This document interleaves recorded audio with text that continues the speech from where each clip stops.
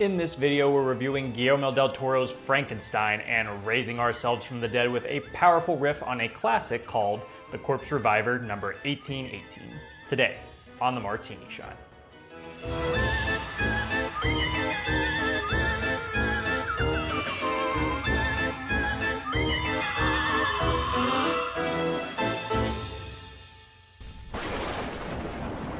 Happy Halloween and welcome to the Martini Shot, the home of movie reviews and movie-themed cocktails. Before we get into the review, let us give life to a drink. The Corpse Reviver cocktails have been around for decades, potentially offering you the cure to hangovers with a little hair of the dog. Well, allow me to offer you the hair of a guy just dug up in the cemetery. This riff on the Reviver cocktail contains many of the same ingredients, but uses green chartreuse for a bit of a peppery bite and lime juice for a more mellow but still tasty final product. Now, I can't guarantee that this will actually revive a corpse, but if you're already dead, why deprive yourself of a good cocktail regardless? That's what I thought. Let's get into it. This will be a shaken cocktail, so go ahead and grab yourself a cocktail shaker. First, we're gonna be starting with a little bit of fresh lime juice at 1/2 ounce and a smidgen of simple syrup at 1/4 ounce. And now for our alcoholic ingredients, there are quite a few. First, we're gonna be starting with a 1/4 ounce of absinthe, 1/2 ounce of Lillet Blanc or a similar aromatized wine of your choosing, 3/4 ounces of green chartreuse, and finally 1.5 ounces of gin.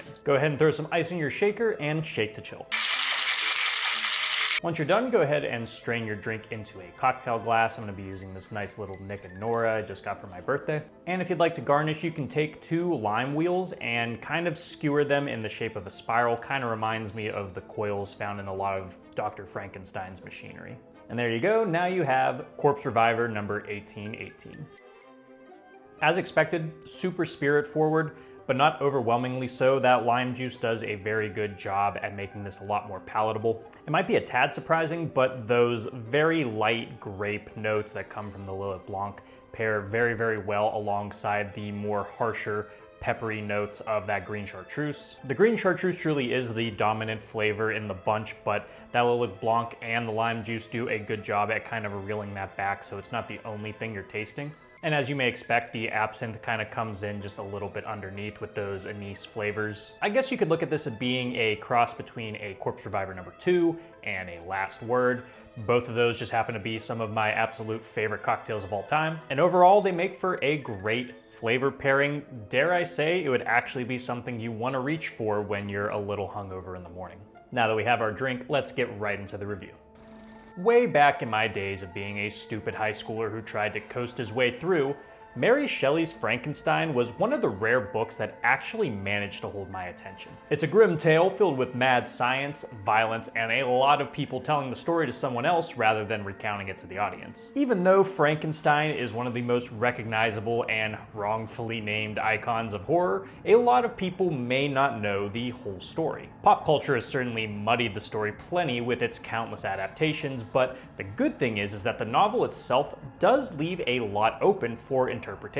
You kind of just have to stick to the basics. Mad genius creates a monster, regrets it, and we learn that maybe humankind are actually the real monsters. But that's just the surface of what this story is. There's much deeper reflections to be had, like the parallels to Prometheus and the reckless abandon that drives men to create but not to nurture. And it's these deeper themes that kind of keeps me from outright loving Guillermo del Toro's Adaption. But don't get it twisted, I still had a great time with this. It contains that otherworldly, macabre aesthetic that del Toro just loves, and he does a solid job with the source material to create a pretty fun gothic adventure. That being said, this is far from being his most polished outing. While performances are great and the design of the world is a marvel to look at, it becomes incredibly predictable, not because we've seen this story before, but because it doesn't really use that story to dig any deeper. That humans are the real monsters line from the beginning is still at the forefront of the story, which ends up feeling tired and stale while not totally doing Shelley's work or life justice. How del Toro weaves the story into fantastical territory is no doubt appealing, yet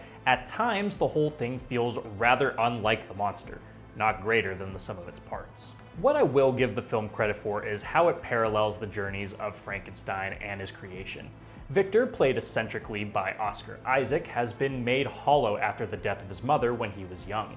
This loss of his rock drives him to combat death under the guise of seeking life. He has everything at his disposal to embrace the warmth and joy that life can offer, yet his ego drives him to this heinous vanity project. On the flip side, the monster, played physically and emotionally well by Jacob Elordi, strives for the thing he can't have: love, companionship, and acceptance. His very creation bars him from those luxuries, and yet he pursues them anyway, knowing them to be the cornerstones of life despite only being a few months old. It's a pretty standard structure, but I think it manages to get the job done. That being said, I still think the characterizations for both can be a bit lacking at times. Victor kind of becomes this completely irredeemable a-hole that the film eventually wants us to sympathize with. That can be done, but the film doesn't really do this in a very interesting way. I think we can do more than just simple deathbed regrets, yeah? Additionally, the monster feels far too neat and polished in both his characterization and design. He kind of just looks like one of the engineers from Prometheus, oddly enough. While Elordi's performance is pretty solid, his humanity kind of shines through a bit too much, which I think kind of hurts the whole point of the monster. He's really just one haircut and makeover away from looking like everyone else, which kind of makes the whole point of not treating people badly because of how they look feel a little soft. Honestly, Del Toro's Shape of Water does a much better job at this by pushing the envelope that bit farther. I'm not saying I want the monster to be this gross, sloppy amalgamation of a bunch of dead bodies, but no, wait, that is what I'm saying. Hey, but at least he ends up absolutely demolishing anyone who gets in his way. Look, it may feel like overkill, but there's still some pretty fun instances of gore and violence here that can sometimes feel straight out of a slasher movie. Sure, it's overly crowd-pleasing, but I like my gothic horror with a little blood and spit. The whole film isn't really like that, as I did find much of the set design and stylistic choices to be more aesthetically pleasing than grim and gross. That's not to say the visuals aren't good, however. The attention to detail in these big, colorful sets are astounding, even if fundamentally they don't make a ton of sense outside of what's needed from the story. Why this tower just has a hole that runs from the very top all the way to the very bottom, I don't really know, but it looks cool. Even still, Del Toro's commitment to the physical construction pays off tenfold,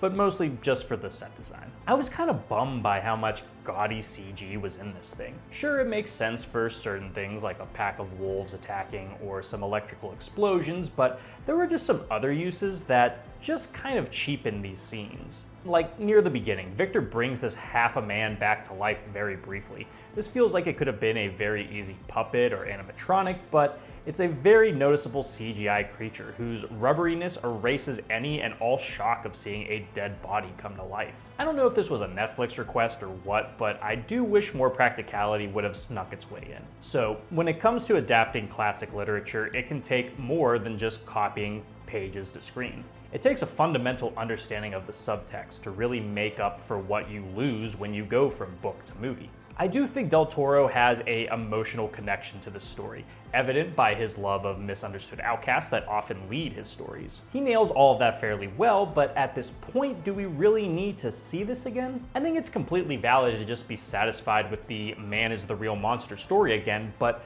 what is this doing to elevate the original work? The film gets close to delving into something deeper, but these revelations only come in small doses. For instance, the film occasionally plays with the idea of a man being in the role of birther, so to speak. Victor is so obsessed with the idea of creation that he completely forgets the mountain of time and devotion that supposedly follows. This is really interesting, as that's not exactly a foreign concept when you look at families where men want to constantly pump out babies, but leave them to the mothers to ultimately raise. Does this ever really come full circle?